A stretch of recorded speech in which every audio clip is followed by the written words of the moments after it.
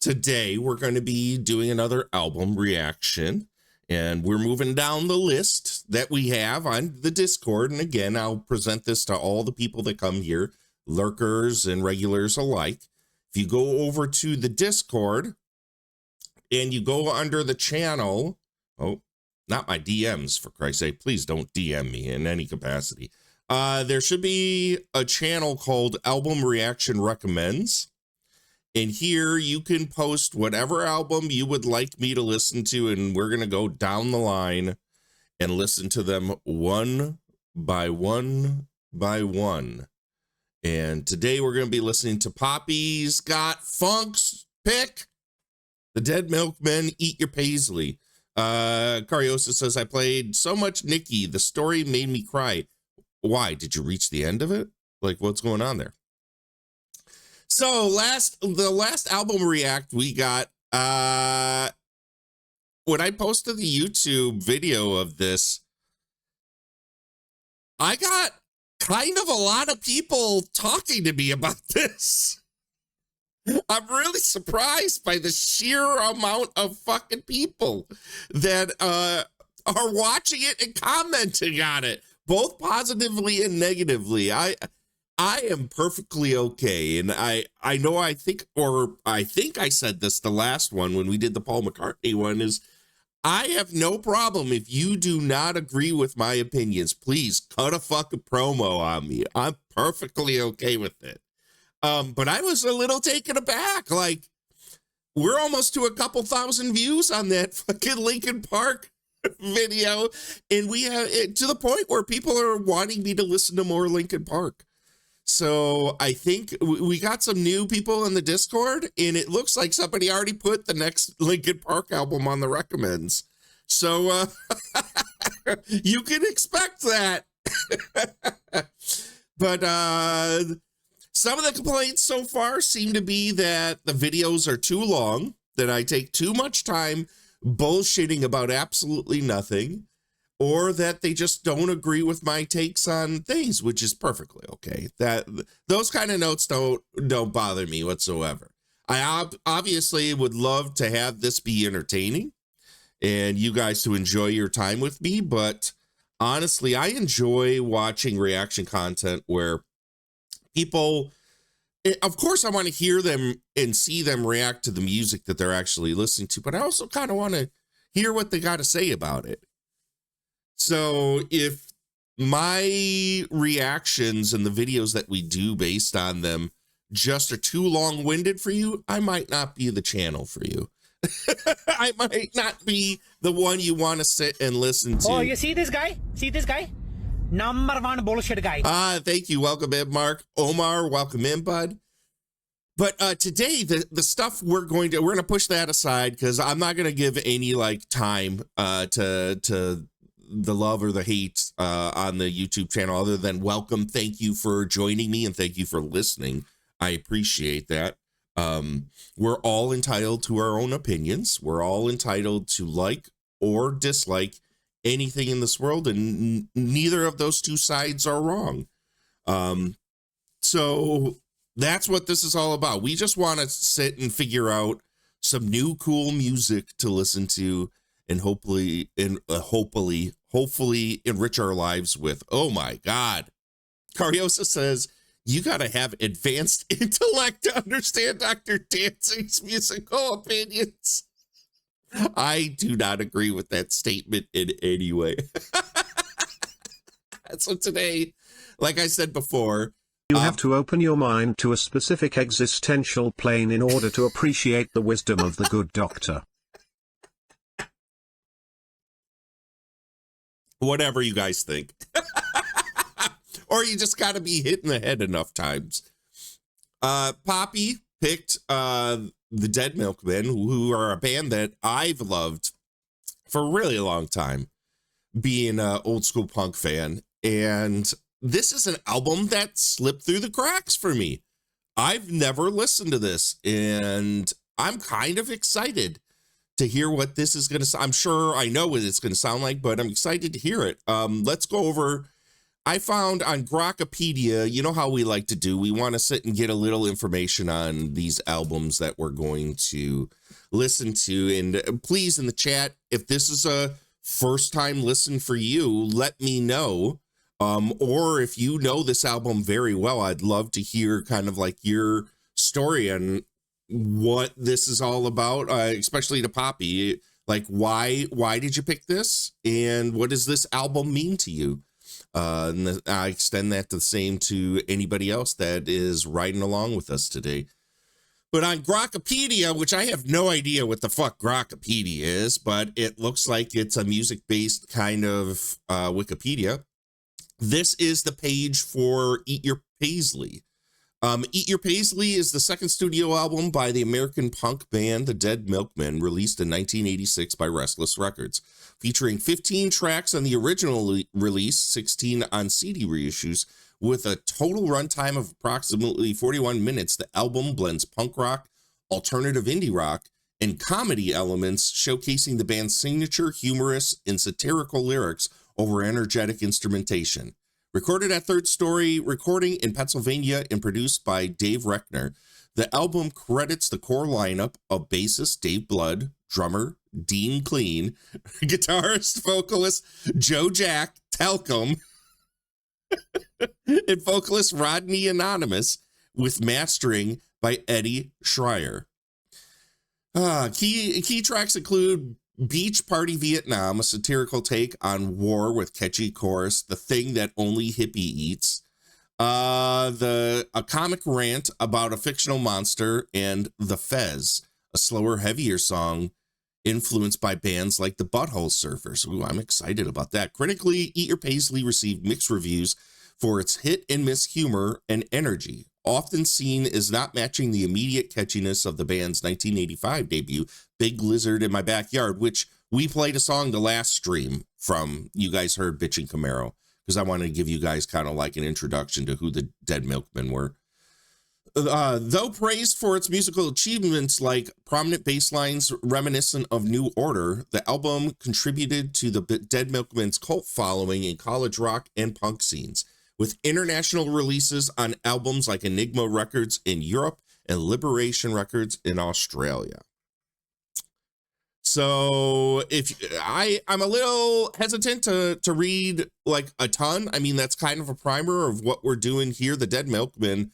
I could give a little primer for the band itself, because I have a feeling a lot of the people that are going to be in chat today kind of don't have any idea who the Dead Milkmen are or are much of punk fans. But the Dead Milkmen were formed in Philadelphia in 1983, emerging from the local punk scene at Temple University. The band's original lineup consisted of vocalist and keyboardist Rodney Linderman, stage name Rodney Anonymous, guitarist and backing vocals Joe Gerano, Joe Jack Talcum, bassist Dave, I don't even know how to say this, Scholfies. Is that right? That looks right. Yeah, Scholfies.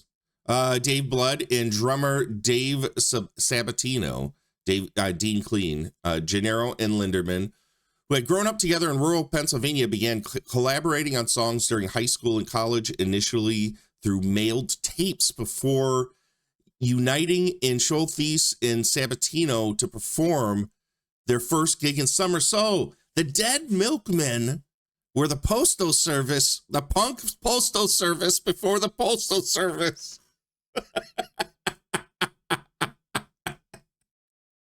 That's really cool, man. Just think about that. Back in the day, having to send a cassette through the mail to sit and write and then record back and forth. Man, that's fucking old school. Heard my husband playing them at times. He's a huge punk fan. Well, they're a lot of fun. They're kind of stripped down. Some of the Dead Milkmen, actually, a lot of the Dead Milkmen I've listened to, isn't super overdriven music. So if you've heard, like a lot of the stuff that I've heard, even though it's punk, very reminiscent of, you remember Violent Femmes? There's a lot of that vibe in some of like the tonality of the music that the Dead Milkmen have going on, but not all of it. That's for sure. But some of it does for sure. So that's what we're going to be listening to. That's a little bit of the primer, and I'm excited. This is 16 songs, 41 minutes. This is the version we're going to be listening to off of Apple Music. The first song we're going to listen to is Where the Tarantula Lives. Are you guys ready? Let's fucking go. Let's do this. I'm excited. If it's going to work.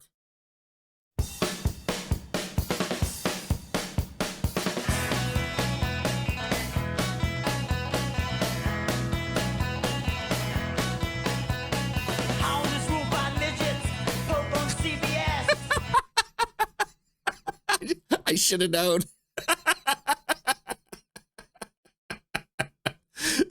So most of the Dead Milkmen's lyrics are just them taking the piss out of everything on the face of the planet. So I should have known that. I loved kind of like that the half-assed kind of country that they have going on here. Let's start this again. I want to start this over because I feel like we need to listen to this, the lyrics straight through without me interrupting them. Surgical mittens hit it on the head. Witty and clever lyrics. Yeah, absolutely. They're going to get your ass in them YouTube comments pausing the first sentence. I know, right? Them YouTube people do not like my 2-hour reaction videos. They really don't. All right, let's start it over.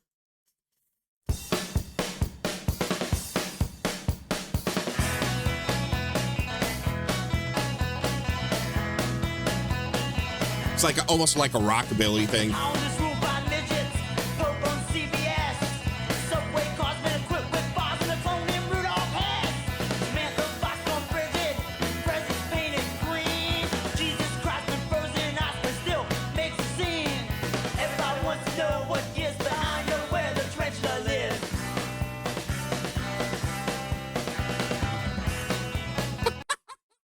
How it kicks back into it. That's a really weird little like chorus there. So obviously he's just pissing and moaning about all the shit that's going on in the world.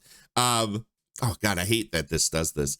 But let's see what it's an interesting little chorus change in the chords and the tempo. That's kind of weird. Let's listen again.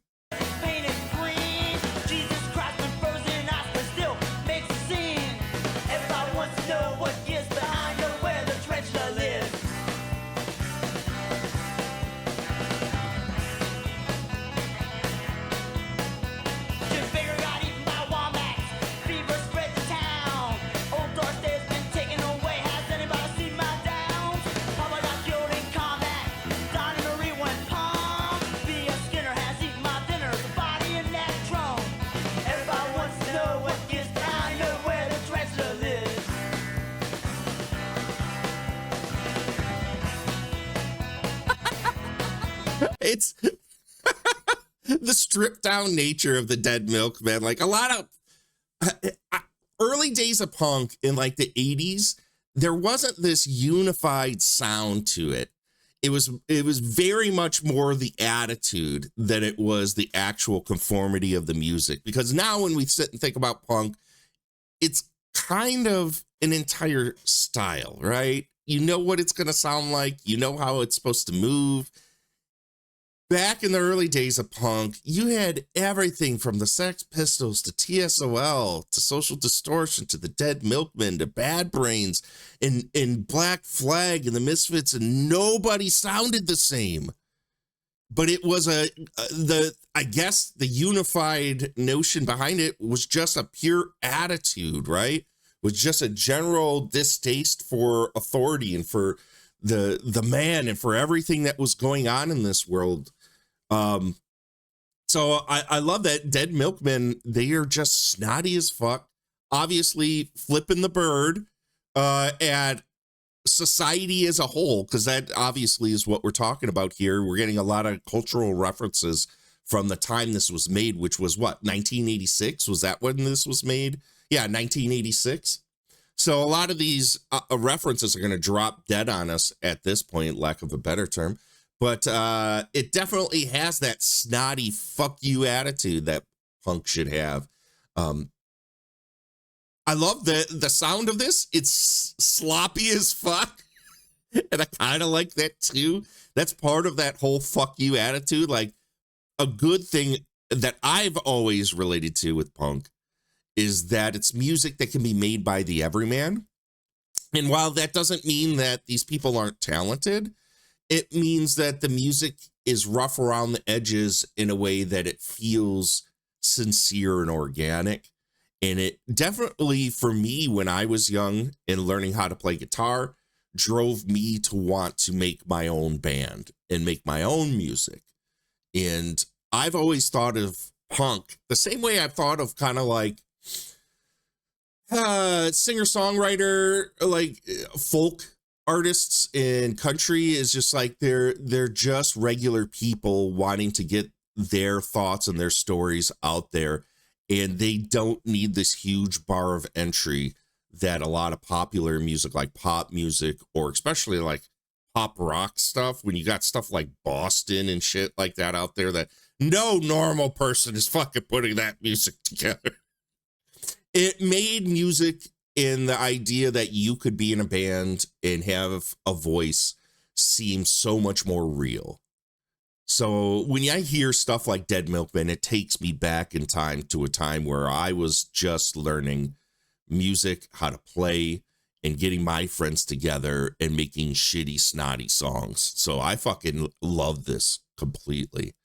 I'm going too fast for you. I'm sorry, Omar. Imagine hearing them live in College Bar in PA. Dude, I could totally picture it. I've seen 1.5 million bands like the Dead Milkmen when I was in college and when I was young, for sure. Is it perpetual adolescence or is it liberation? It's a bit of both, my friend. It's a bit of both.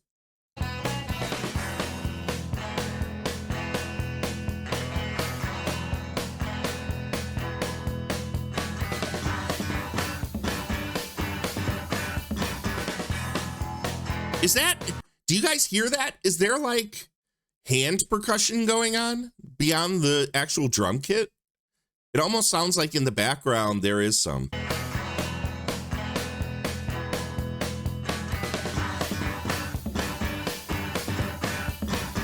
Or if he's just like tapping with his hands, like the toms or something.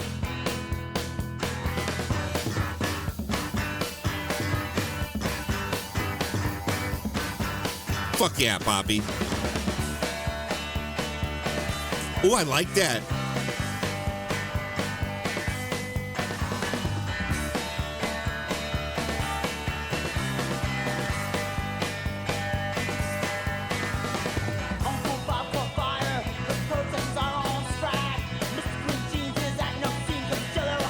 Oh, big time surfer vibes. And that goes along with kind of the clean tone of the Dead Milkmen, right?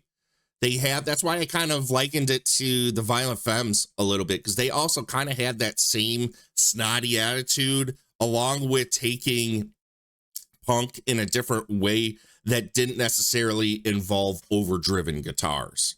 So when you take faster music like that, that's rooted in maybe more like garage rock of the 50s and 60s, along with some of that surf that came out, like the Ventures and Dick Dale and stuff like that, you get stuff like this. And I love that sound. I actually kind of like the fact that we're just not listening to a bunch of overdriven guitars. And again, like I said before about punk in these days, literally could be just about anything as long as the attitude was there.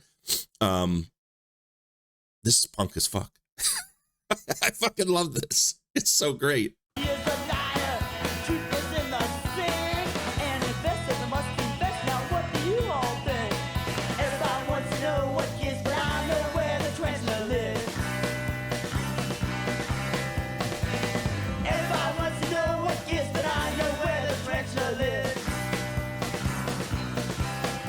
It just feels like it's gonna fall apart at any second.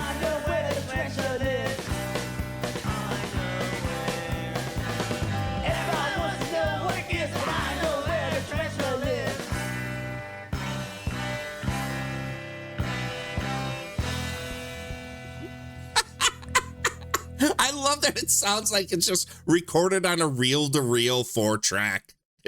It really is not a fancy recording in any way. It genuinely sounds like a local fucking college punk band with a 4-track recording, not trying to get super like overproduced. They're hanging out in a room. Maybe they've done 1 or 2 overdubs, but for the most part, it's just a band playing in a fucking room.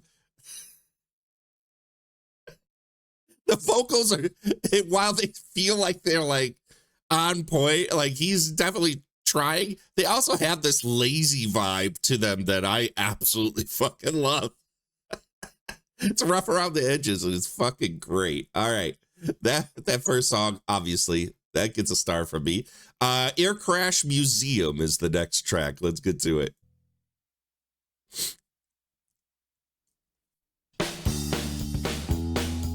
That bass sounds so great, dude. Went out to feed the cattle, and to my surprise, my farm was full of bodies just to gathering up the flies. A big old jetliner had dropped from out of the sky. Well, I was so darn happy that I couldn't believe my eyes. We're gonna stuff 'em, put 'em on display. Oh my God! We fancy clad, Buddy Holly, loading up my track. At first here, I'm thinking, you know what? Is this like a Donnie Darko situation where a plane is crashing through their house? Nope. It's fucking Buddy Holly's plane that crashed and he died on. And he's so happy. What a fucking weirdo. We're gonna take the bodies inside. Betty Lou will bring the sawdust, and I've got formaldehyde. I'm calling up my neighbors, tell them all to drop by. A body stuffing party, and we'll bake some kidney pie. We're gonna stuff 'em, put 'em on display. We fancy clad, Buddy Holly. We'll have our own air crash museum.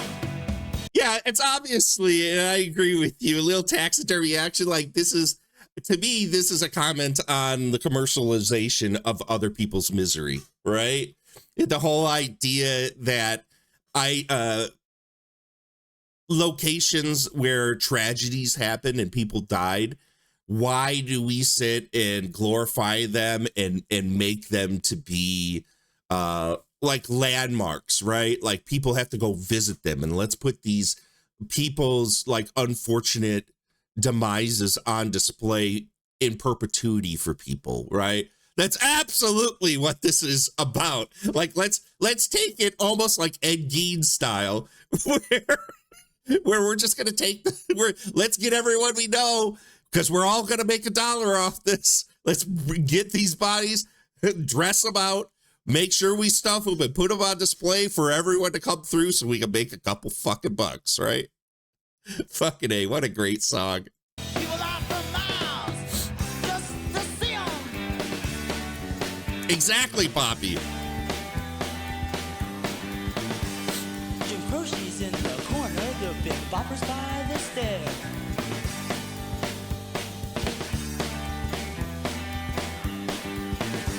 Ricky Nelson's in the kitchen, but nobody cares.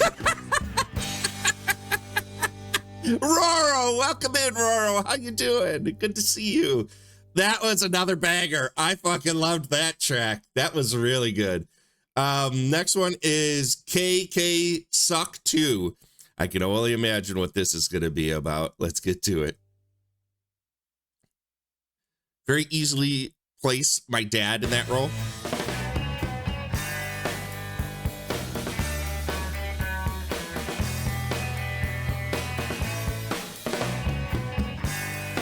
This very much, now that you say it, now that you said this, Poppy, very much has a surf vibe.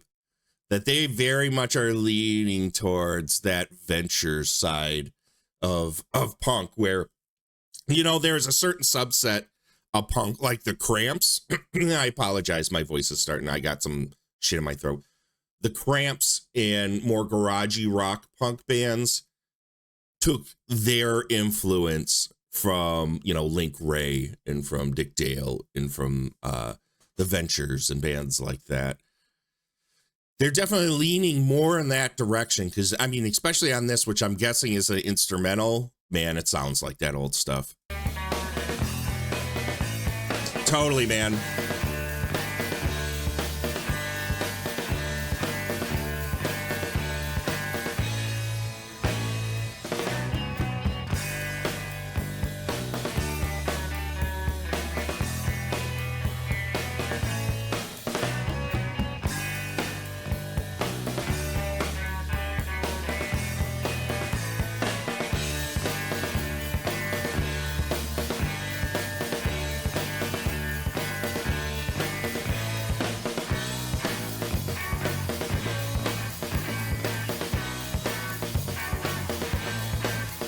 It's a nice little change up.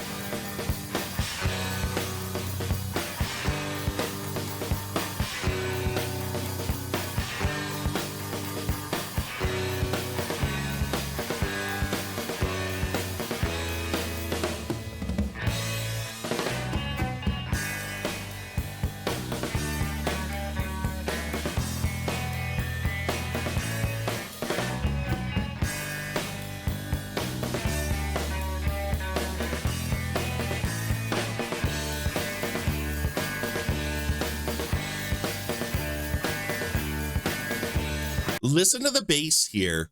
He's definitely like, I don't have much to say about this other than the fact I used to be in a surf punk band back in the day. And so this kind of stuff is absolutely my thing. I fucking love it. If you guys have never listened to some bands like the Coffin Daggers or what was Zombie Ghost Train, which leans a little more into the psychobilly realm a little bit, you should guys the surf and punk. Obviously, the Cramps. You should listen to the Cramps. There's such a huge wealth of music out there for you to explore that's similar to this kind of music.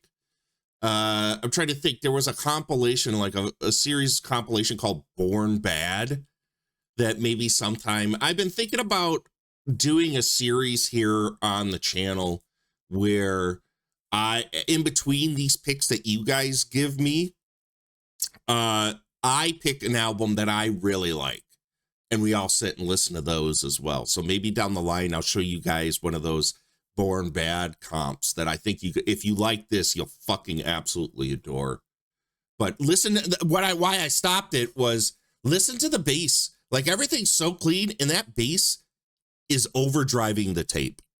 You could hear it distort on the top end. It's a little too loud in the mix. It's not loud where it's not like enjoyable to listen to. They just recorded it too hot and then brought it back because you can hear it breaking up in that mix. What year did this album come out? This came out in 1986. That's what it said here. Yeah. Released in 1986 by Restless Records. All right, so I'll go back just a little bit. Just listen to that bass. It breaks up because it's just recorded a little too hot.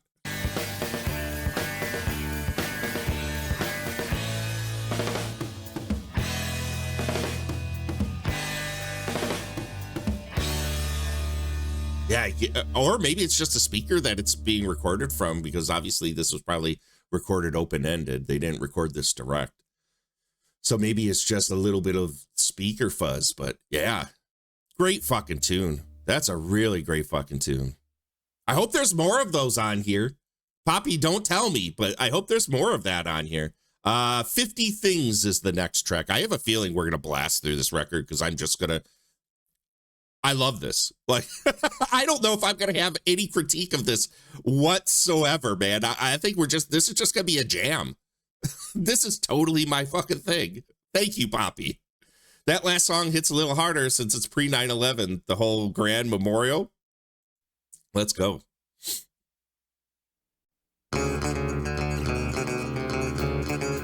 Ooh, man. Listen to that fucking bass. That's bass, man. They like stripped it's all like high end and high mids. Like the actual bass of that is fucking gone, dude. Listen to this.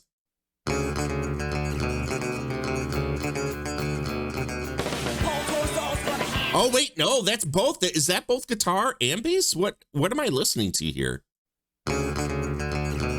No, that's bass. Paul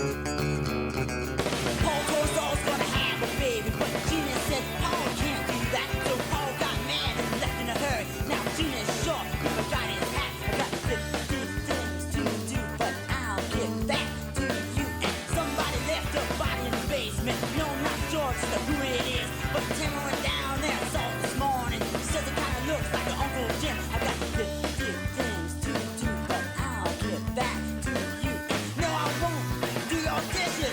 No, I won't clean up this mess. No, I haven't got any bills.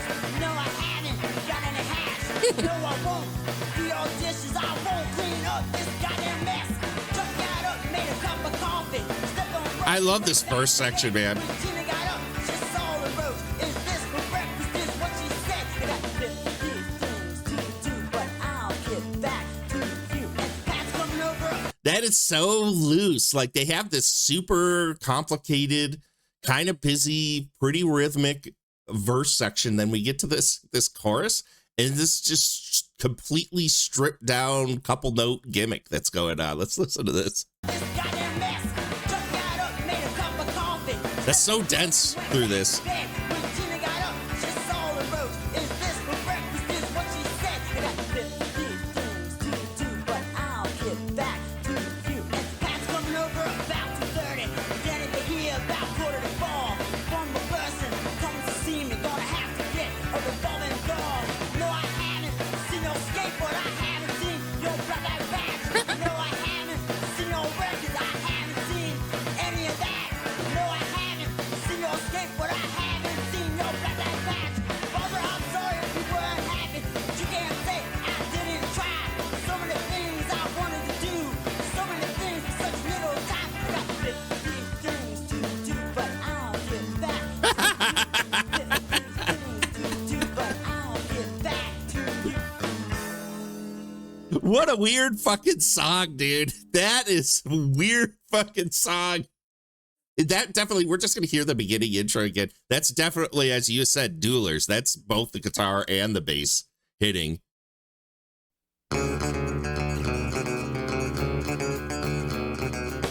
Corsall's gonna Yeah, that's really cool. That's really cool. Yeah, no, that's a great tune. I really like that one. All right, what's our next track we got? We're really blasting through this. Happy Is. Well, it helps that most of the songs are only like a minute and a half to just under 3 minutes long. So I have a feeling we're just blast through this record. Happy Is the next song. There is not a bad song so far. Quit your bitch. Happy is the bright sunshine upon. Happy is the corpse rain falls down upon. You say I'm happy, no that can't be true. 'Cause I won't be happy till I annihilate you. Like some worm that crawls on the ground, like someone we don't want around. You're the unwanted relative at the picnic.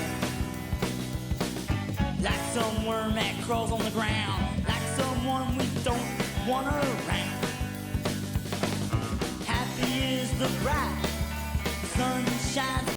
This sounds like these boots were made for walking, and that's just what they'll do. That's what this is, a rib on that, isn't it? It absolutely fucking is. I was like, I'm sitting here listening to this. I'm like, why is this melody so fucking familiar?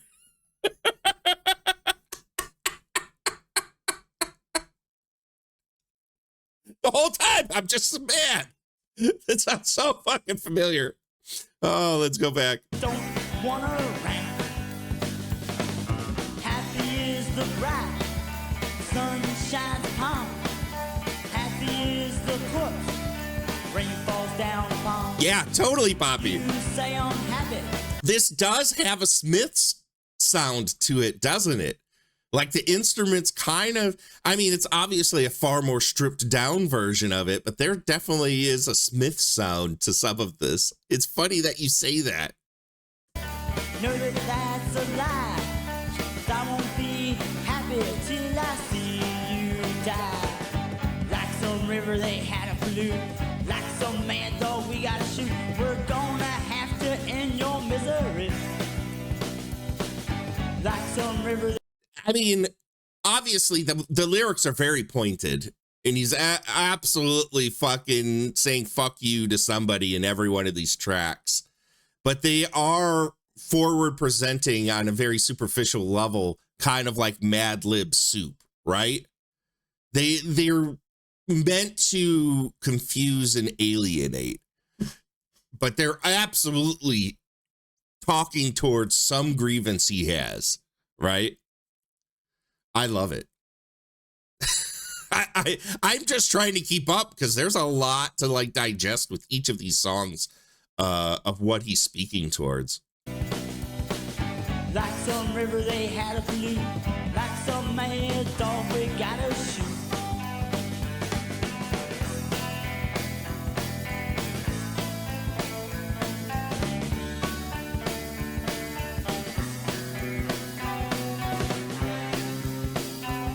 I really didn't think when I've heard the Dead Milkmen before until today.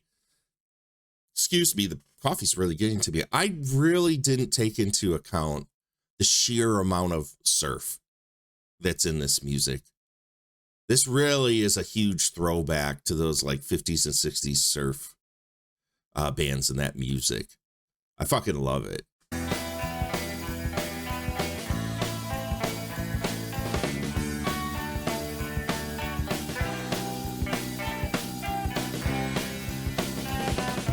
Happy are the children playing in the sun.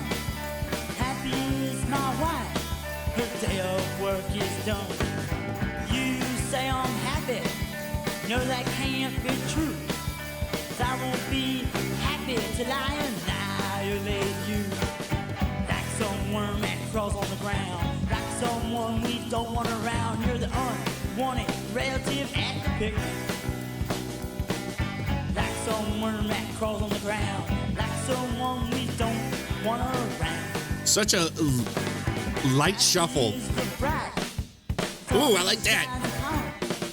happy is the corpse, rain falls down upon. So what do you think he's talking about there? I'm gathering he's talking about the general malaise of like what's termed as American happiness, right? Of what people perceive that the goal they need to achieve towards, like suburban life, right? I like that little like fucking drum solo section at the end.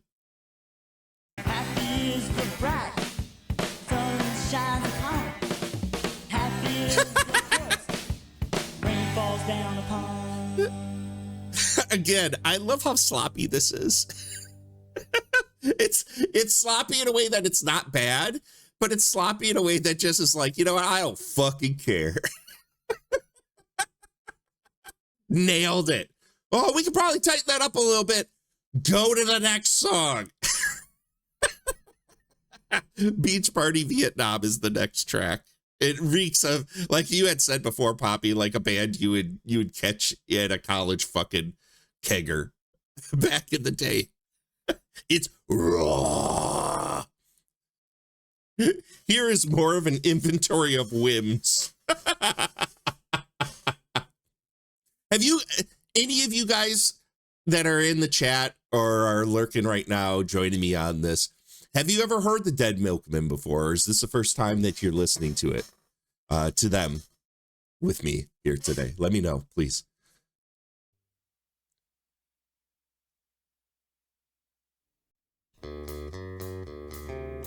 Ooh, listen to that. It's a beach party, Vietnam. Surfing with the Viet Cong. Cooking hot dogs with napalm. A beach party, Vietnam. That bass, I've been trying to, like, the bass really reminds me of the Dead Kennedys as well. If you guys have ever listened to some of their stuff, that bass is super busy all over the place as well. The bass is so good in this band. It really holds the entire thing together. really holds it together. Roro says it's the first time and you're digging it. I can hear very, very, very early My Chemical Romance a little bit and AFI. Interesting. Very interesting. Well, I suppose, you know, coming from the hardcore scene, obviously like AFI and a little bit lesser to an extent My Chemical Romance, even though maybe their first record for sure. They were all influenced by this stuff, man.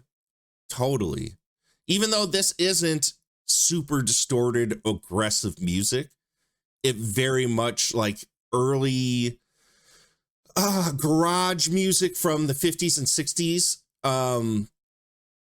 definitely had the attitude, and why it kind of resonated with the kids that grew up in that time, or the parents that would listen to it. They picked apart the absolute fuck you nature of that music, you know, true rock and roll.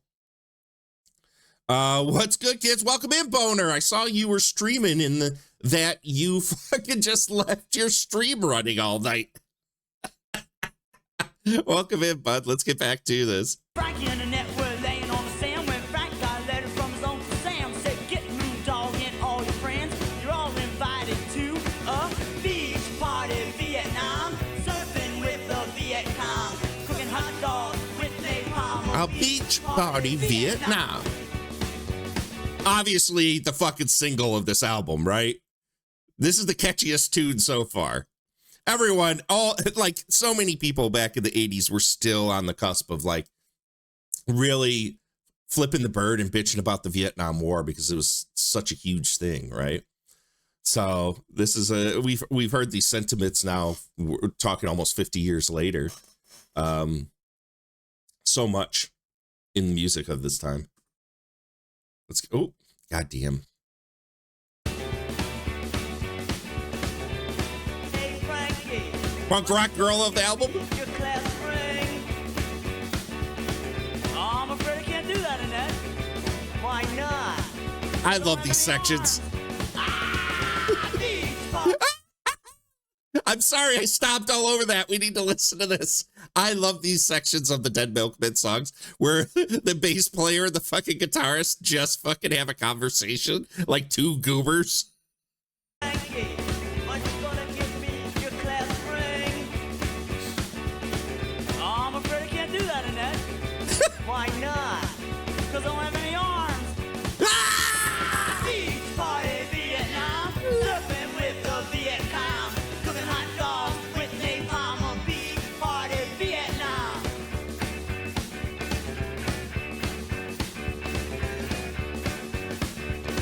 Oh, wrong one. Annette, she wants Frankie's ring. Frankie wants Annette's thing. They're laying on the west coast. There's gonna be a wiener roast. The beach party, Vietnam. I had to add that to my Ken's list. She's gonna love this. Beach party, Vietnam. Oh, what a fucking great tune. Wow, that was a good tune. I almost want to fucking start it over again. What a great fucking song. I Hear Your Name is next on the list. We're just going to blast this album because this is just all fucking good, man. Just all, fuck it, I'm listening to it again. Fuck it. It's only a minute and a half, for Christ's sake. It's a beach party, Vietnam. Surfing with the Viet Cong. Cooking hot dogs with napalm. A beach party, Vietnam. Frankie and Annette were laying on the sand when Frank got a letter from his Uncle Sam. Said, get moved, dog, and all your friends. You're all invited to a beach party, Vietnam. Surfing with the Viet Cong. Cooking hot dogs with napalm. A beach party, Vietnam. Hey, Frankie, are you gonna give me your class ring?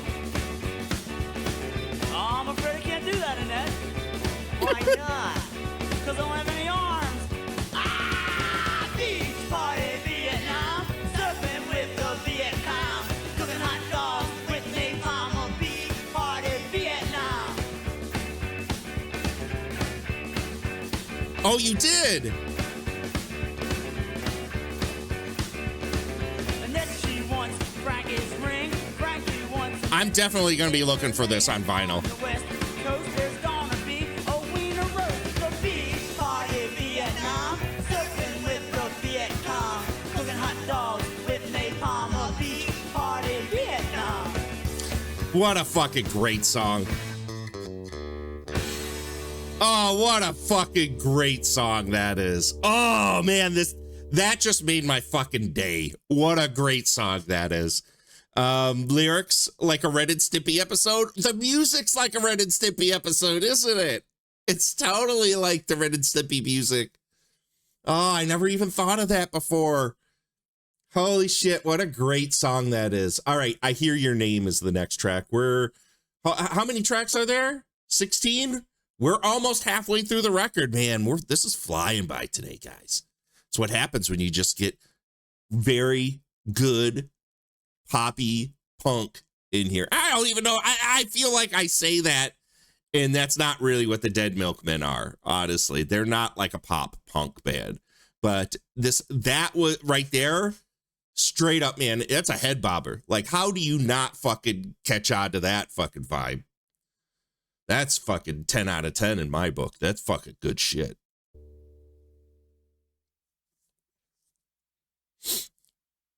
I mean, get this vinyl.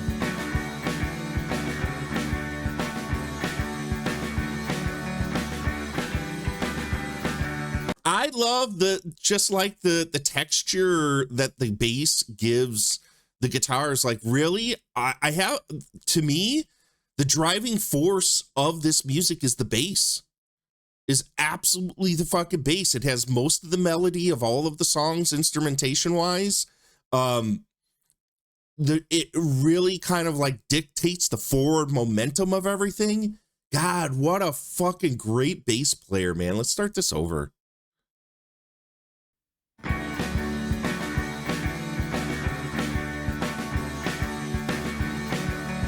A lot of chords. Like, that's another thing about this bass player, and sorry to keep stopping this, but it's just like, when I'm listening to this, it's immediately what's jumping out to me is like, this bass player is changing it up constantly, and I think he fills in a lot of gaps because they're a three-piece, right? So he's filling in a lot of gaps to fill in the just like the overall sound of the music. So there's a lot of chordal stuff that he's doing on bass that a lot of bass players just wouldn't do. You would see it down the line in like the music of Green Day, like what's his name, Mike Durst or whatever. What is his name? I always forget what the bass player's name of Green Day is. What's his name? Oh, Mike Durnt. Yeah, he does. It's obvious he listened to a lot of fucking Dead Milkmen, right?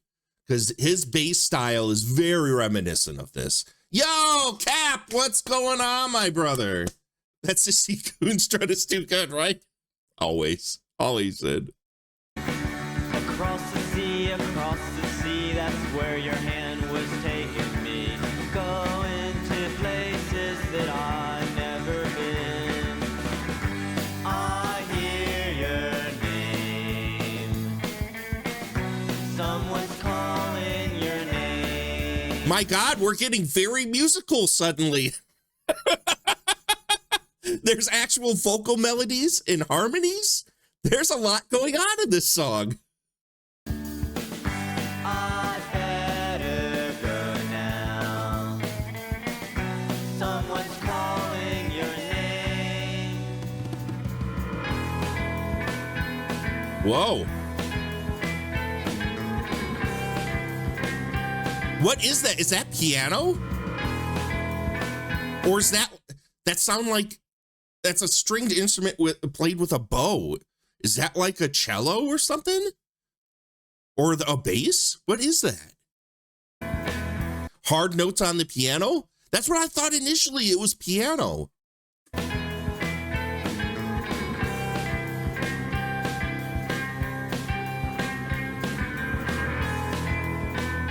It sounds like almost like a delayed reversed piano sound almost. it feels like when you mic up a piano and mic it just directly to the strings, instead of like I mean, it depends on what kind of piano you're really working with, because traditionally you could mic up a regular wall standing piano. You open the top, put a mic in there, and then mic from the back as well. And then obviously with a grand piano, you're XYing over top of a lot of that with the top open. But very interesting fucking sound, dude. Fast tapping. It sounds like there's a delay that's going on with that. Why can't it be a guitar? Because it's obviously not a guitar, Cap. It's obviously not. Oh, I hear it now. I hear it now, Poppy. I thought I saw you in a department store. You turned the corner and it wasn't you. I thought I saw you walking on the sidewalk. I blew my horn, but you were someone else. I hear your name. I'm gonna humor this for just a second, Cap, and then I'm gonna move on. This was made in 1986. It's not an advanced guitar model. Let's move on. All right, later, Mark. Thanks for stopping by, brother. I better go now. Someone's calling your name.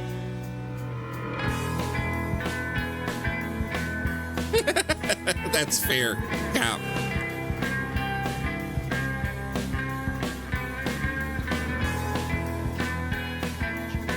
It's a nice little change of pace, this tune. I like that they're mixing it up sonically with a new instrument put into the mix, where the rest of the songs were fairly uniform in the instrumentation. This is a nice little change of pace. Is there more of this on the album, Poppy? Or is this kind of like an outlier in the middle of this album? Open a window. Open a window. Walk through the window. Walking through windows. That's definitely one of the less snottier tracks on the album.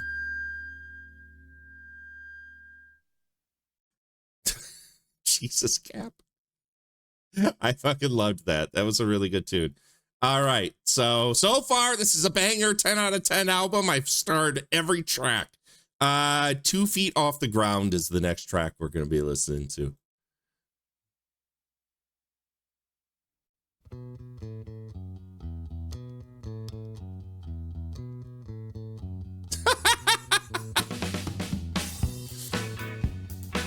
Yeah, please open the window if somebody's ripped ass. Please. Illusions are real. So still the way you feel. Time to unwind. Well, just relax, you'll feel fine. Light up a smoke. Life is no joke. I know I've laughed more than a few times when the bass player starts singing, because I think the guitarist is the lead singer. Am I correct on that, Poppy? Because the other vocalist that comes in is such a dingus. Every time he comes in,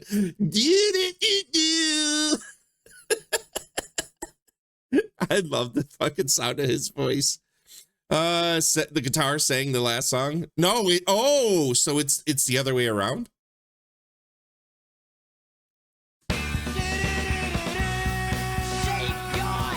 Oh, they have a lead singer. Okay, I totally was wrong in my assumption. All right. Let me go back. Let me make sure what I'm talking about here.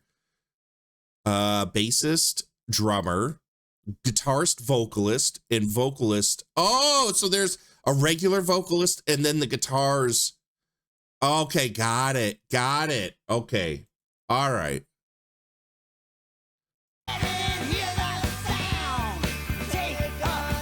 So you mean, and a 3-piece. So you mean a 4-piece band.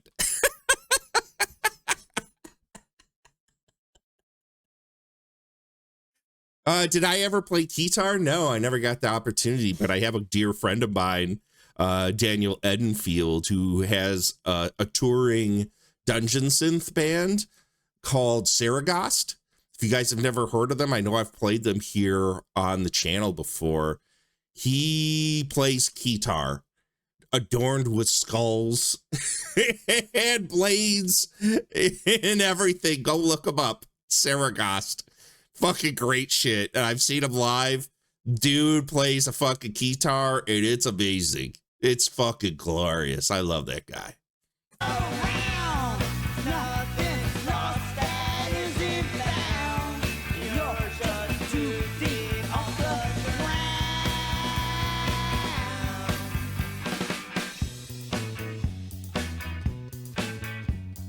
Lil Clashy.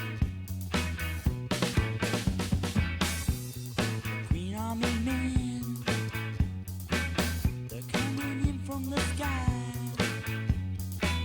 Let's take a trip through the bakery and tell us what you can't see and light up a smoke. Life is no joke. Shake your head and hear the sound. Take a look. Nice job, Apple Music. Nice job. Shake your head and hear the sound. Well fucking done, Apple Music, you fucking idiot. Who fucking generated these lyrics? Look around. Nothing's lost that isn't found. You're just 2 feet off the ground.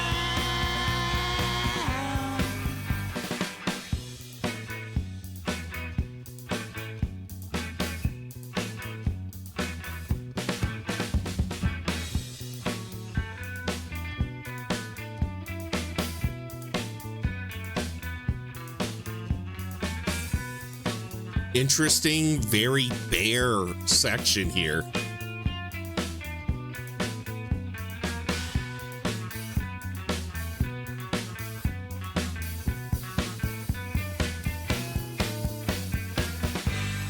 Light up a smoke. Do-do-do-do-do. Life is no joke. Shake your head and hear the sound. Take another look around. Nothing's lost that isn't found. And you're just 2 feet off the ground. Off the ground. Sounds like he's a fucking little kid throwing a temper tantrum. Wah! This is the epic Inagata Davida track of Eat Your Paisley is off 2 feet off the ground. So far, if I were to pick one kind of like not so amazing song on the album, I'd probably pick this. It's just compared to the really tightness of everything else, this is a little sparse and it kind of just hangs out a little bit. And they break down to a solo section that doesn't really amount to much because he's not like this amazing guitarist that's showcasing anything fucking mind-blowing there. And it goes on way too long. But still, there's a lot of charm to this. So I don't know if I'm going to give this one a star at all. I mean, there had to be at least one track where I was kind of like,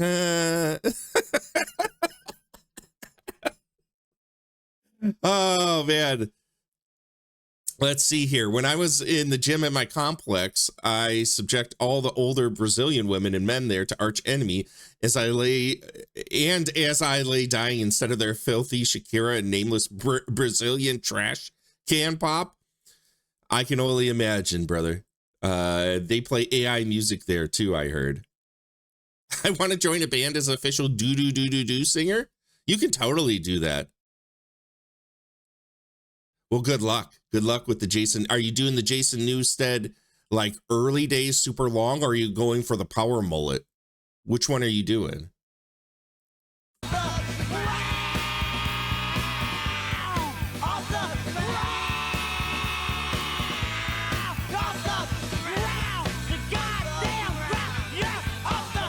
Shakira in Arch Enemy. Arch Enemy did just switch singers, and the new singer's pretty fucking awesome. Arch Enemy obviously is completely unrelated to the Dead Milkmen and is a completely different side conversation entirely. But I like Arch Enemy. I've always liked Arch Enemy, but their music is pretty much the same every single fucking album, right? And that's kind of like the big thing with them, is like, you're either going to enjoy hearing the same song you've heard 50 times, or you're going to be like, okay, I'm going to move on from this. But hearing Shakira be the singer of a Arch Enemy song, I'd be all about it. Long hair, shaved sides. There you go. Yep, I know exactly what you mean.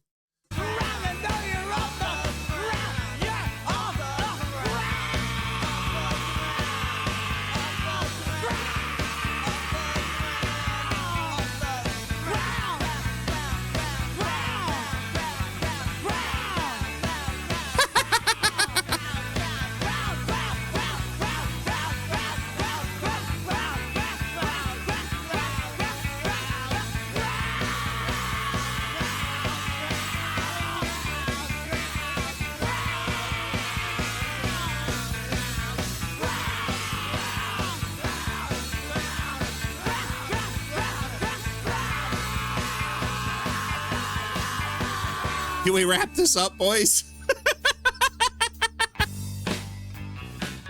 Ooh, that's nice.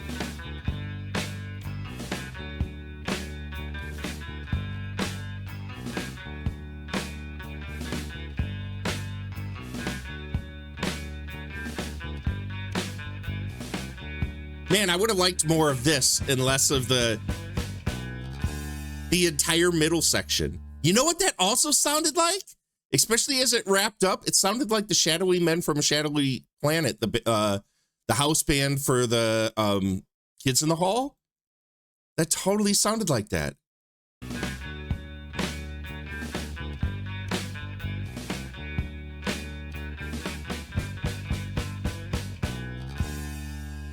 That bass sounds absolutely like that fucking music from Kids in the Hall.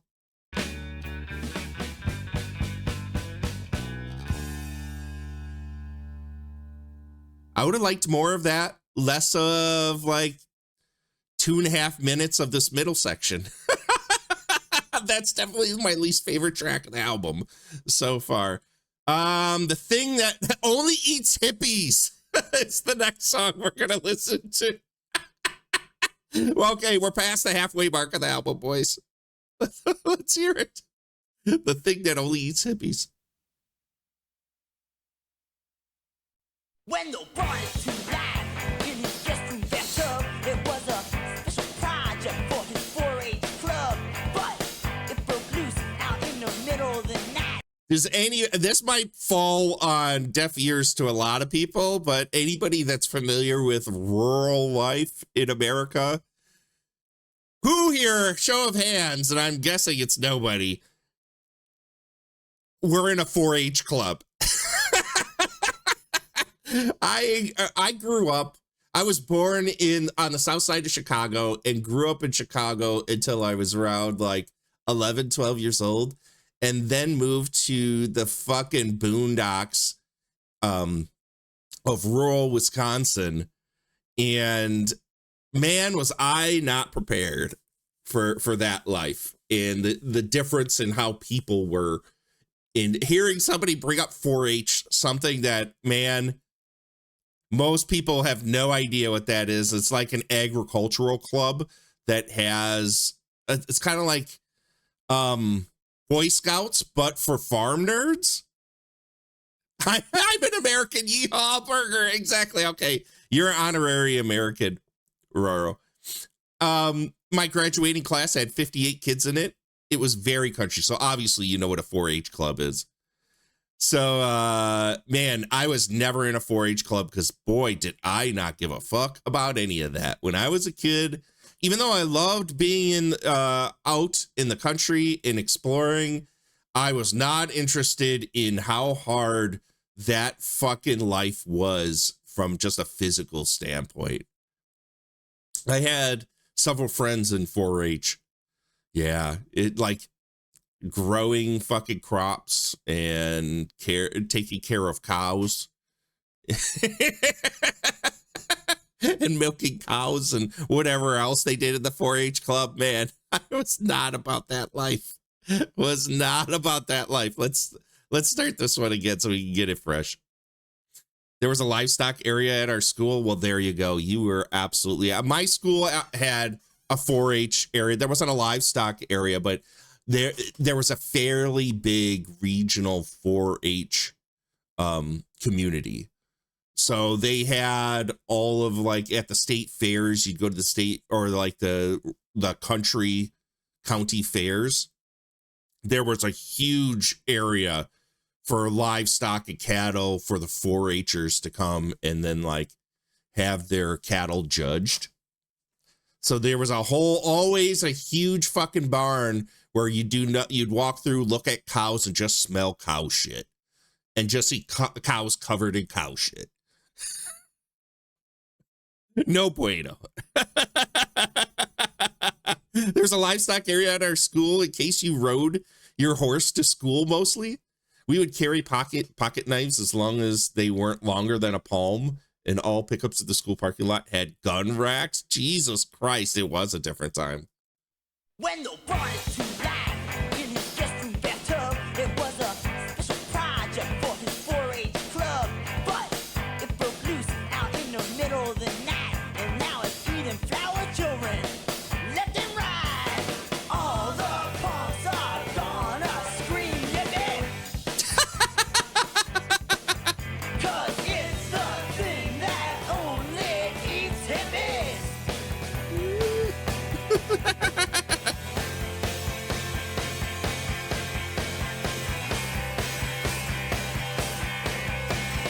First, it cruised on out to Malibu and ate a couple of surfers who were too tough to chew. So it slithered its way out to old Irvine and ate a couple of hippies and they tasted just fine. Now it's got a sweet tooth for long hair. These guys just strike me as those fucking really those skater punks that just wanted to fucking talk shit about everyone and started a band. It didn't care if the band sounded good. They just wanted to be dickheads to everyone.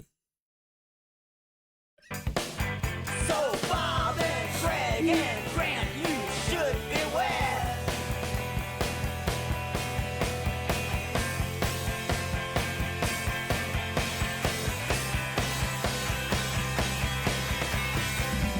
Following the daddy's Hanoi gets its kicks. Hippies are mean now anyway. Isn't that the truth? Well, I mean, as we had said before, when we talked about, you know, the Dead Milkmen and where they came from in Pennsylvania, obviously this clocks, right? These are extremely frustrated, bored kids that are stuck in an area that they obviously feel very distanced from. And this song absolutely speaks towards that, right? Like, man, I wish there was a fucking creature that would just eat everyone that's here. Shame it wasn't born in 1966. Listen to the music and begins to sway. Dreaming acid dreams of a hippie souffle. Hey, hey, hey. This is a good tune. What do they taste like? Some kind of treat? How many hippies can this monster eat? It ate Stills and Nash Spit him out. This really reminds me of a Guar tune. This, like the lyrics and everything and the way it's delivered just screams a fucking Guar. Guar obviously loved the Dead Milkmen for sure. I only made a couple old hippies, but they were rad. I hate grouping any swaths or groups of people together and just making blanket statements about them. I don't like doing that. I've always been of the mind you take each person individually as they come, even though some people obviously are part of different groups and societies within society. Hippies, I guess, if you want to term people hippies, most of them were pretty chill people that I've ever met. I didn't quite like jive with obviously the music. Most of the music, like I'll be very clear here, and if anybody ever puts this stuff on my list to listen to, it's going to be a tough sell for me. Like Fish and Grateful Dead and the String Cheese incident and fucking Dave Matthews Band and Rusted Root and like jam bands in general are not my fucking thing. They're just not. And it just, to me, that music annoys the piss out of me. So that was one thing where I could never get into that culture of the people. Like in the 90s, the hippies were the jam band fans that would go around and tour and basically like tour hop with those bands and sit and play hacky sack and do shrooms and smoke tons of dope and never bathe. Those are cliches, right? Obviously not everyone's like that. But I was too angry and too middle fingery, and I liked heavy fucking music too much to ever identify with any of that stuff. So I mean, obviously we all want the same thing in life, is to just be happy and love each other, right? At least some of us do. So I got no problems with quote unquote hippies at all. I could see as a young person that's very frustrated with where they are in life, to see people that have kind of just let go of needing to care about what people think about them is being people that just give up and, man, you're just taking up space. I get it. Because especially when like punkers or people that are in like the metal scene see so much hypocrisy in the world, that to just kind of just be free love feels like you're putting fingers in your ears and going la la la la la la la, because there's just so many people exploiting not only those people but everyone else around you. So I mean, that whole mentality of like sticking your head in the sand and just trying to live life, not let anything get to you, which honestly I adhere to totally, because I think we worry too much about what other people are doing and how they live their lives. I could see, I definitely identify with it, because I definitely was a person that didn't want to just turn a blind eye to some of the inhumanity and the hypocrisy that goes on. And still I'm that way. But as I've gotten older, I definitely am a person that is a live and let live type of individual. I don't suffer fools. So if people come into my chat or come into my life in real life, or as the younger generation would have said maybe 20 years ago, IRL. Yo, what up, X-Pac?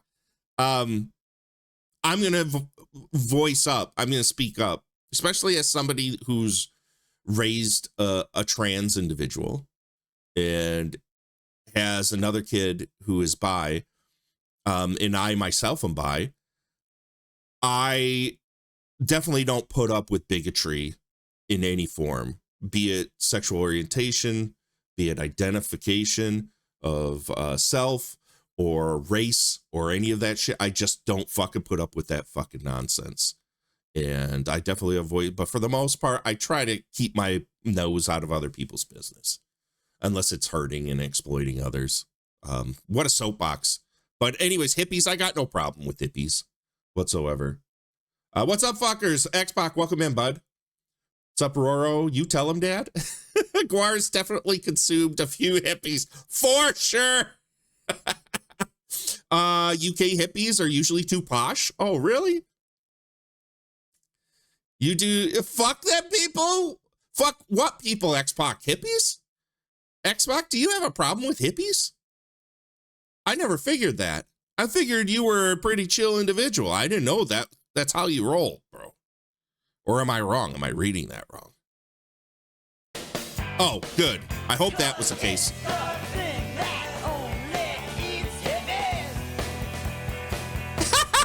Luke, welcome in, brother. Xbox is Cartman. I support the lore of Xbox hating hippies. There it goes. Gonna send them all to that big folk festival in the sky. So long, suckers!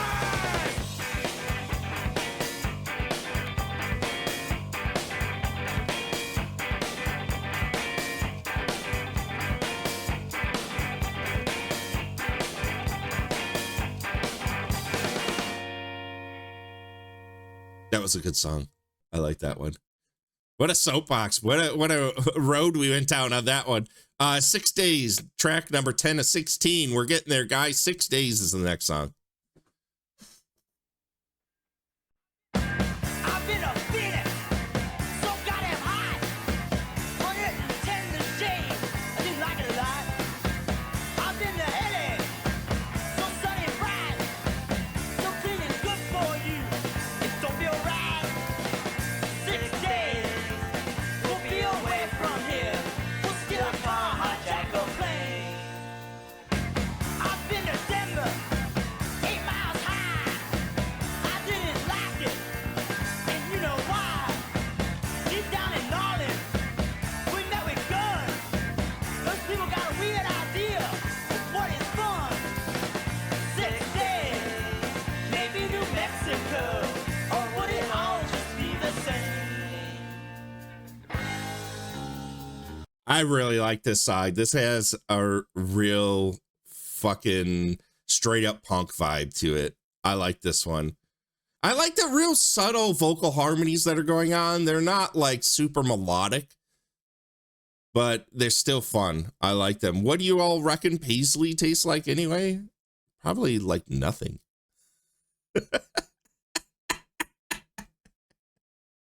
What is your interpretation of the album's title, Eat Your Paisley? I would love to hear in the chat what you guys feel that is talking about. I would love it. I'd love to hear.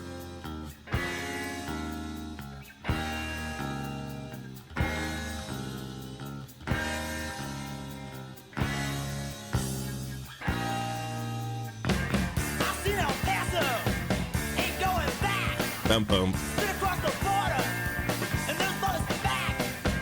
I loved it all. This is, for me, this is like, that's a very punk sounding fucking verse section there. I love the rhythm of this. Eat Your Paisley. To me, that signifies you're making reference to how prominent in the 60s and early 70s Paisley as a psychedelic kind of look and vibe was, to say that, to signify that, guess what, the older guard, eat your fucking Paisley.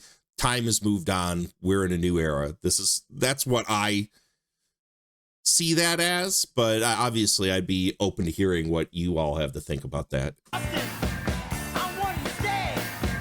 Cheap rent and Lone Star beer. Got places to play. 6 days.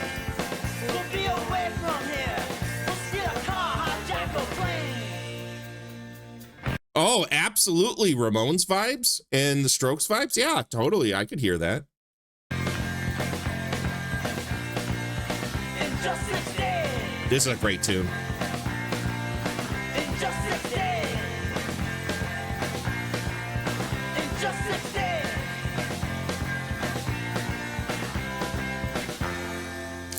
I hear so much Green Day in this. After that one track, I forget what it was. We're gonna pause. Swampland of Desire is the next song. I forget what song that was. Was it I Hear Your Name? Was the super melodic one after Beach Party Vietnam? From that point on, when we were hearing all that, like the bass player doing all the chord stuff, I can't help but hear Mike Dirt in this music, and it's so clear that they, at least he heard this, was just like, fuck, that's the greatest shit I ever heard in my life. There's so much of it in this, like that bass, man. What a template for fucking Green Day. Swampland of Desire. Listen to those fucking strings just rattle on that bass.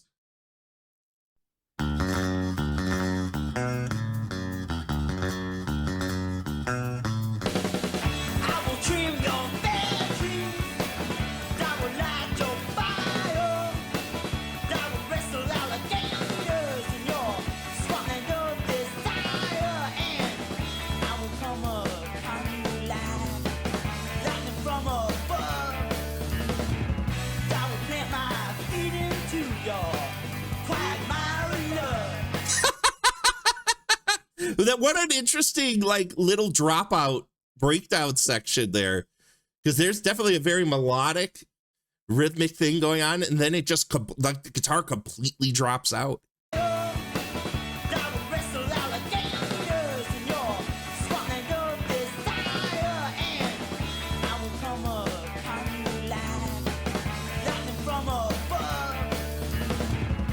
Oh, it's there. I don't know why the first time I heard that, it sounded like it was almost dropping out. It's just, he plays very subtly there.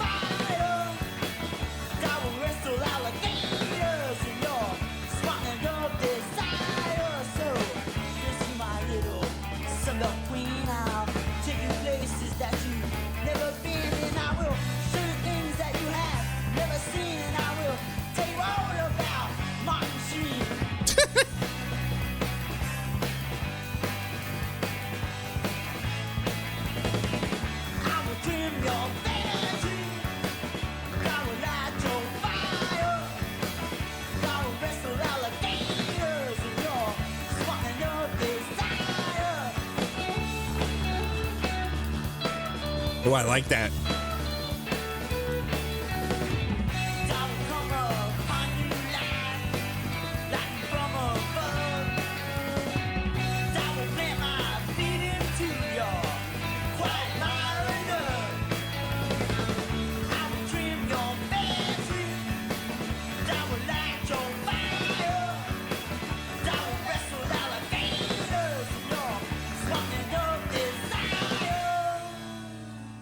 I know this might sound weird, guys. That might be my second favorite song on the album.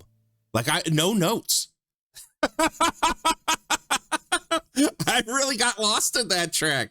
Another one of those tracks where that, if I had heard that when I was younger, man, that would have inspired me to pick up a guitar and want to just like play.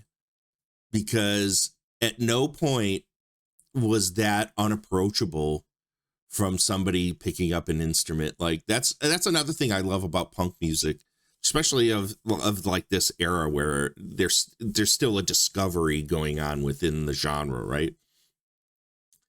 That none of the instrumentation is like, there's no virtuosos playing this music. All of the guitar solos are like a few notes, haphazardly like plucked through it. Like they're not trying to sound like Ace Frehley or Steve Vai or or fucking Jimmy Page, or you know what I mean? They're just like, here's just a regular Joe Here's a section where usually there's a guitar solo. Let's pluck a few strings. I fucking love that shit, man. It's so good. Such approachable music. Yeah, Swampland of Desire is next to Beach Party Vietnam. That's my second favorite song of the album. That's a really good one. I really liked Hear Your Name too. That was like Air Crash Museum. Man, this whole album fucking jams. It's so good. Take Me Apart is the next song we're going to listen to.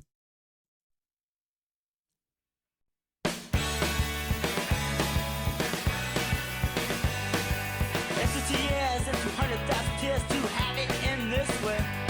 The people on the hill, I know they're up there still, cause you were giants in those days. And I was always the boy you said could never adjust. Well, look at me now, girl.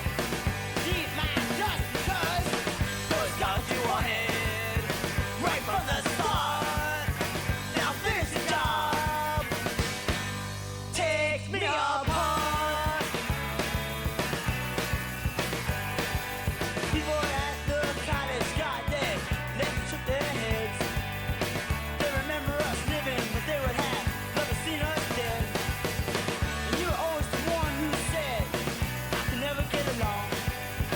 Well, look at me now, girl, 'cause I'm still strong, you know. Those guys you wanted, right from the start. Now finish the job. Take me apart. This sounds like, of all of the songs, this sounds like a Violent Femmes song. Big time. Just the way that the snotty attitude of this, the sparse instrumentation. Your husband's happy you're listening to this? Good. Been on the phone for a bit? Thoughts so far? Poppy, my second VAF song on the album. Oh, really? Nice. Take Me Apart is? Or are you talking about the last track we were talking about, Poppy? I had to write something. I had to write an email quick. Yeah, that's what I hope out of all of this, Cariosa, and anybody that's hanging out with me, is that when we go through this and people are recommending these albums, that we all find new fucking good music to jam. Honestly. Like, I don't want to go into, and I think a lot of people, I had a comment on the Linkin Park video where they thought I was just purposely going through and looking for things that I hate. And that's just patently not the case. I don't really want to address too much like the hater comments on any of these reactions that we do, but for the most part, that is absolutely not what I'm trying to do, listening to any of this or putting these videos together or like any of this. I'm not about trying to find things that I hate. I am picking out stuff that I don't like, obviously. And for those of you that love the music that we're listening to, of course, you hold it dear to your heart. And how dare could anybody have an opposite opinion of you, right? But that's just how life is. Not everyone's going to like everything. But this, no notes. Most of the album has been straight up 100% my taste. This is very Violent Femmes, this track, and just poppy and fun and forward moving, as with most of this album, like just straightforward shit, right? Love it. I cried for you. Ooh, that's snotty. Died for you. Yo, very snotty. Cause you wanted right from the start. And I'll finish the job. Take me apart. What a fuck. That's a hook. Take me apart. Take me apart.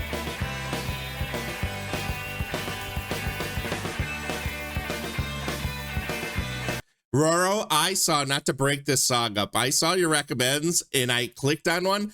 Almost 2 fucking hours long, Roro.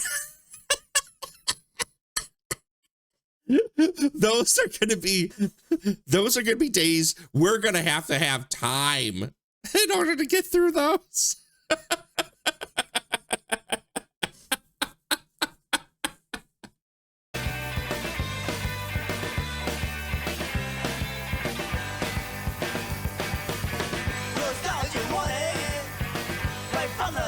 Yeah, no shit, right? Now finish the job.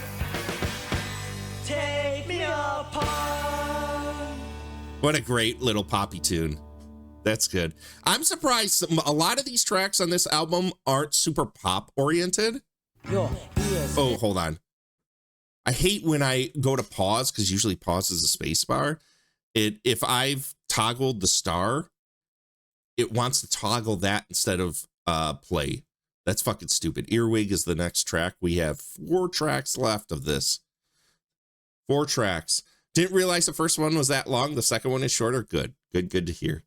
We'll get through them all. We're going to listen to everything that we're doing here. That's just the way this is going to be. We're going to go down the line. If the list gets too unwieldy and too long, I will start a randomizer wheel so that everyone gets a shot. You know, because if it gets too long, then it's going to take forever for me to get down to those albums, right? And it's only fair to do a randomizer at that point. Love this next one. Every track, man, just kills it. There's only one track, Poppy, so far that I wasn't like, I liked, but it definitely kind of like bogged the album down a little bit. And that was 2 Feet Off the Ground. And that's like the epic of the album, which is funny to say, being it's only 4 minutes and 27 seconds long. But there's one more, the Fez. The Fez is 5 minutes and 14 seconds. And we haven't got to that one yet. Trying to be very selective with your picks. Let's go. Not take me apart. All right, earwig. Your ears fell off in the parking lot. Wait a second. You think that's an instrumental? Oh my God. All right. Well, I guess we have. We got to prepare for that one. Earwig. Your ears fell off in the parking lot. Your blood still dripping, gotta hope it stops. You say you're okay, but we know you're not. Your eyes went cross, do you see spots? Well, I'm not saying that you're gonna die. I just might be hinting that you feel a little ill. And I guess we've all learned a lesson. And I guess we'll all get a little thrill. Your hands fell off and then your mind eroded. Your what is this? Fell asleep and then your lungs corroded. You know what this makes me feel like? This makes me feel like fucking, you ever see that movie Street Trash at all? It's a movie about a bunch of fucking bums it's not supposed to be New York, but it's in like a metropolitan area where this local booze store gets a shipment or finds a shipment of this liquor called Viper. And bums get a hold of the entire crate of this Viper and give it to each other. And when they drink it, they all start fucking melting. Like their entire bodies just fall apart into goo. And that's what the lyrics of this song are reminding me of. The fucking movie Street Trash. Oh, I met my best friend because she got stung by a bee during a lunch hour. And randomly, I was like, your finger is going to fall off. And she genuinely, well, when you're young. Shoulders slumped forward, then your heart exploded. Look pretty gross, so we all got loaded. Well, I'm not saying that you're gonna die. I just might be hinting that you won't be around. I'm not saying you're gonna die, but I might be hinting you're not gonna be around much longer. What a fucking dickhead. You can get ahead and sell all your records, cause you got an appointment 6 feet underground. And you got Lewis crawling towards your brain. You got Lewis, the glorious pain. Your mind went blank about a week ago. Your hair fell out, but you didn't know. You might wanna relax and take it slow, cause in a couple of days you might begin to glow. Well, I'm not saying that you're gonna die. I just might be hinting that you maybe you could lie. I'm not saying gonna die, but I'm just hinting that you might puke a lot. This is a great track. There's been a few of these, and that's why I made the Guar reference. There's been a few of these tracks where it's just been like somebody writing a ridiculously pushed beyond the brink story about something that's going on. This is fucking silly. The fear I had of earwigs as a child oh, really? That you were going to die because they would go in and melt your brain and your body would fall apart? And could pay me that money you owe me. No, I really hate to put you on the spot, cause you got nowhere. Yeah, totally. The Wrath of Khan. Absolutely, right? I remember seeing the Wrath of Khan and those bugs that went into people's ears and took them over. God, that shit creeped me the fuck out when I was a kid. You would go in, don't watch fucking Star Trek 2, The Wrath of Khan. That's for sure. Control your brain. You got nowhere. Such fashionable pain.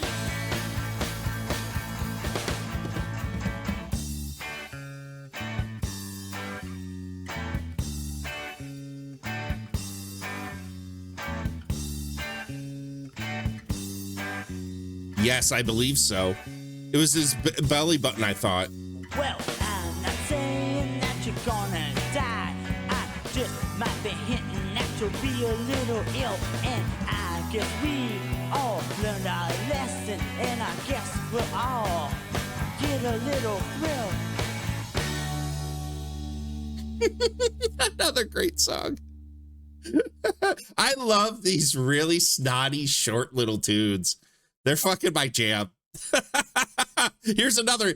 This is probably the shortest song we have coming right now. Moron. I already love it. I already can tell you I'm going to like this song.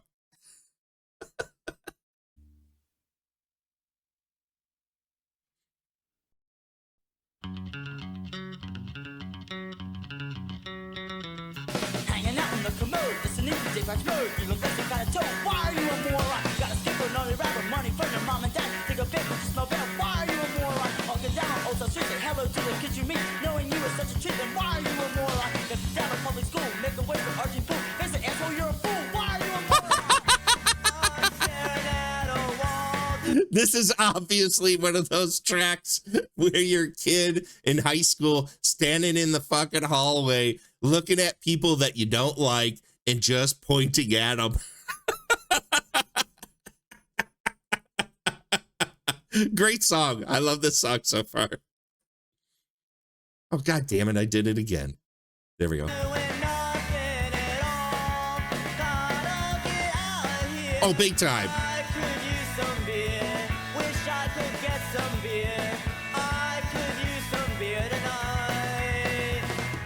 In and out, trendy clubs with a pair of Dago gloves. You're the only one you love. Why are you a moron? Tell us you got something to say and for us with your anarchy. We just wish you'd go away. Why are you a moron? Till you lose us what you are. This is absolutely one of those tracks that I can see where you guys are saying like AFI. If you put distortion on this and just made it power chords through this, straight up hardcore pump track for sure. 100%. Like that rhythm, the cadence, the attitude, everything. You're the only one you love. Why are you a moron? Tell us you got something to say and for us with your anarchy. We just wish you'd go away. Why are you a moron? Till you lose us what you are. Interesting and you're a chart. Like to see you cover a tar. Why are you a moron? She's like you should be wiped out. You've got a face that's like a chop. Listen, everybody shout. Why are you a moron? I'm following the trends cause I wanna have some friends. I wanna be somebody. Don't wanna be nobody. I wanna be somebody. I wanna be with someone tonight. Tonight. You can totally see where a lot of like emo vocalizations came from, because when the guitarist sings, it has that emo like twinge to it, right? Yeah, the way that he pronounces some of like the vowels absolutely has that emo tinge to it. Swear that you are Hitler's clone. You spread disease wherever you roam. Got the brains of card. No, why are you a moron? Third grade, I'm once or twice.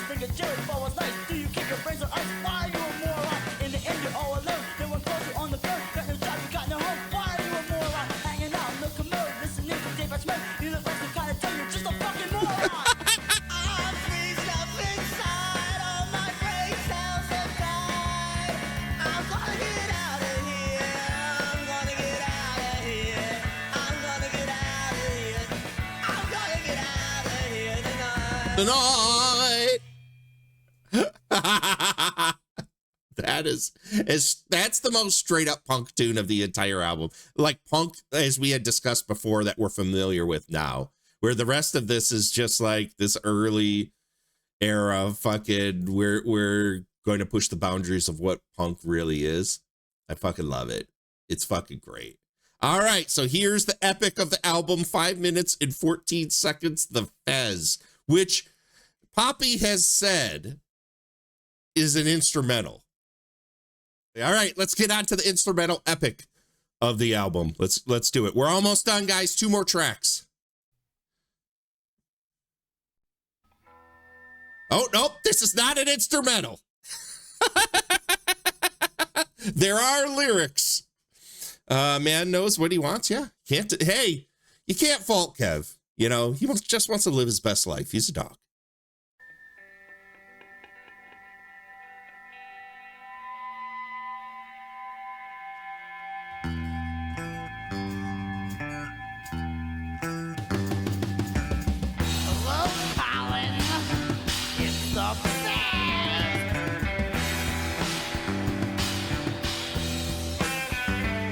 The production of this one feels a little tighter than the rest of the tracks. I don't know what it is. There's something like, it sounds just a little cleaner than the other tracks and a little more produced.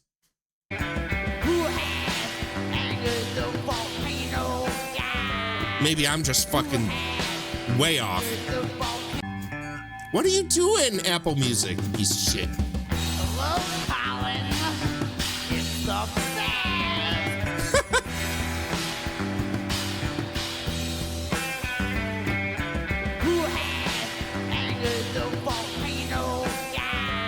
Fucking Colin.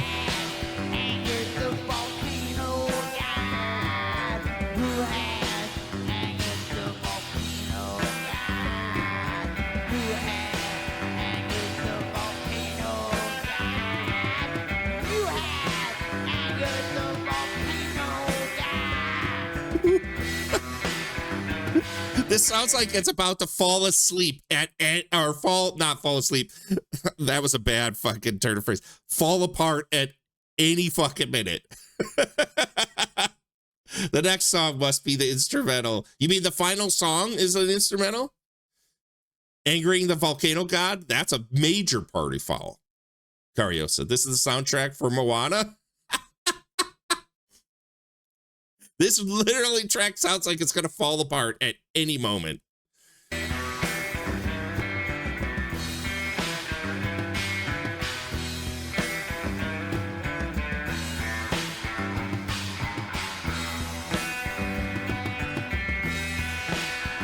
To me, because this whole album has had this vibe of 4 dudes pounding out a record in a single room, just like, hey, we got some songs, let's sit quick fucking bang them out. And it's not a fancy record in any ways, and I kind of love it for that. This track in particular feels like one of those jam songs. Like the dudes were just playing and jamming. They couldn't quite figure out what the song was, where it was going, and they were just like, fuck it, let's record it anyway. Did they play this one often, Poppy? Because this one, it definitely feels like the Dead Milkmen's version of jamming. I can imagine. Yeah, that doesn't surprise me. They didn't play this very often. This literally sounds like one of those songs that a band that has in their back pocket would either be a B-side or be just like, hey, man, we did this. Let's put it out there and maybe somebody will like it. They're in a groove on this one. Yeah. Like, there's nothing wrong with the track, but it definitely doesn't feel as like crafted as the other ones were. It has a kind of like a Bauhaus vibe to it, right? And that's that very redundant bass line that's going through the entire thing, while the rest of it is kind of dissonant and sparse and kind of weird, and the vocals just kind of do their thing. This one reminds me of fucking Bauhaus. I'd like to help you, son, but you smell like a goat.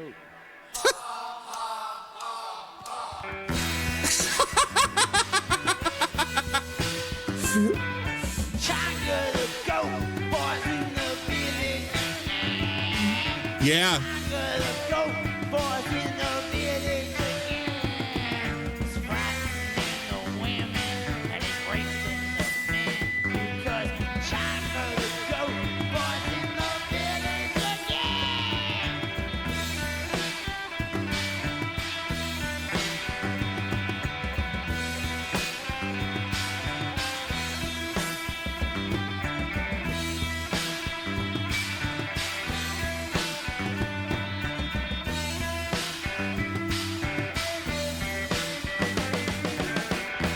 Excuse me while I puke and die.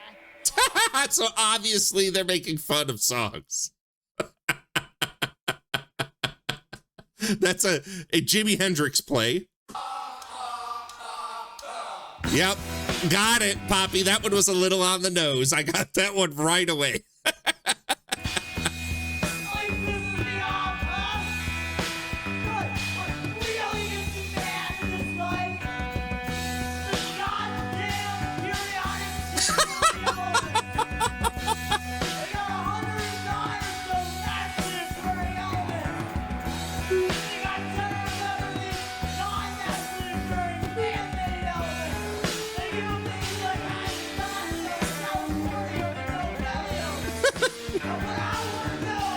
Fuck science, right?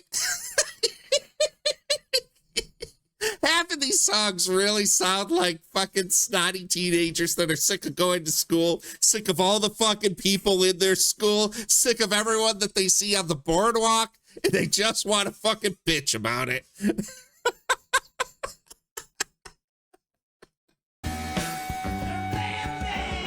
And they've been sitting around reading old fucking issues of The Haunt of Fear or Tales from the Crypt. Just want to fucking write stupid songs about monsters eating all the people that they don't fucking like.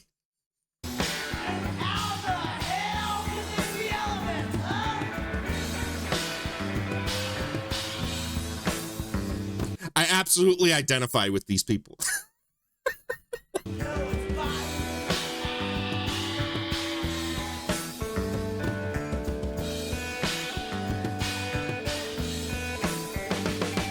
Oh, absolutely, Roro. Taken and the time forgiven, but ripping off the butthole surfers is how we make our living. Okay, so there it is. Obviously, they heard some butthole surfers. They're like, we're gonna make a fucking butthole surfer song. They fucking overtly say it. Then how the hell can they be? Exactly.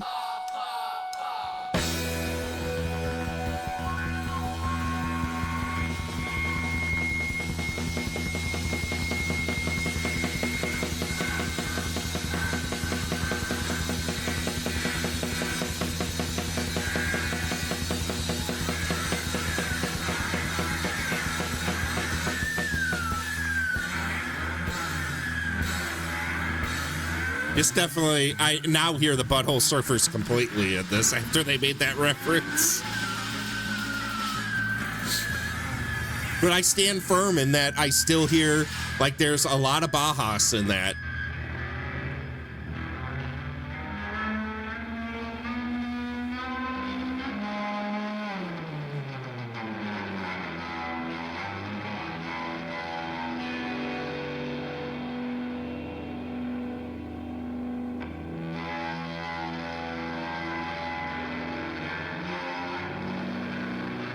We're just gonna ring out a lot of fucking noise.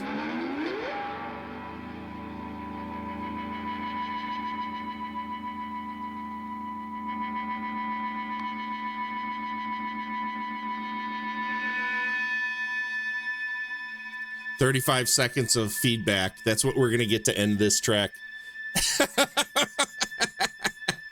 Just feedback. Just vibing, guys. Just get those feedback vibes.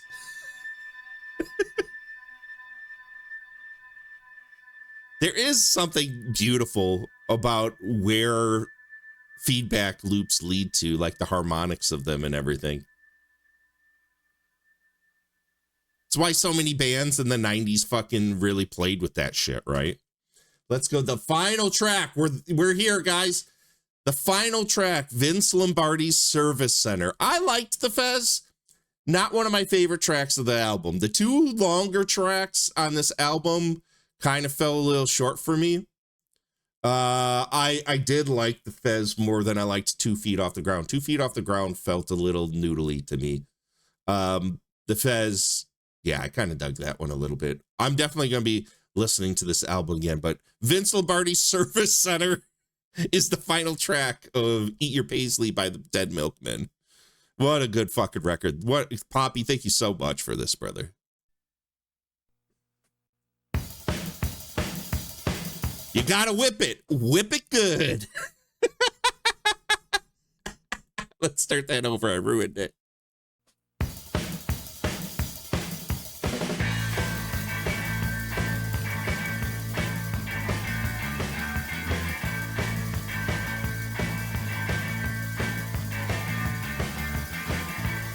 Get dancing, everybody.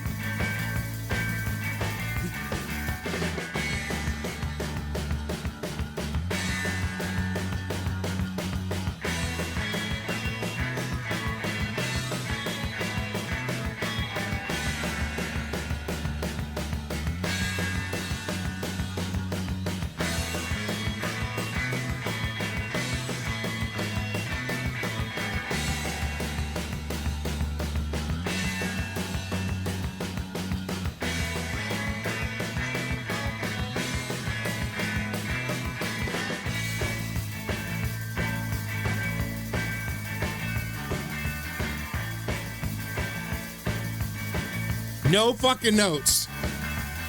Just a vibe, baby.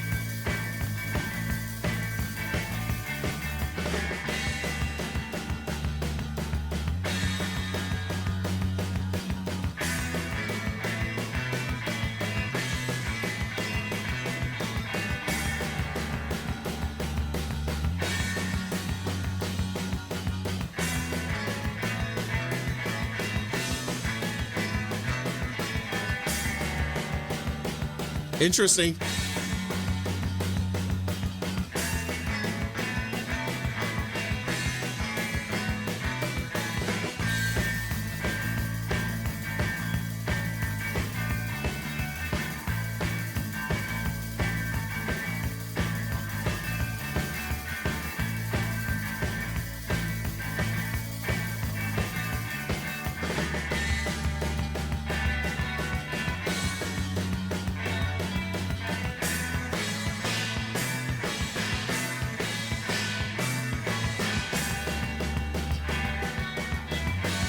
This song makes me want to hear the rest of the album as an instrumental album.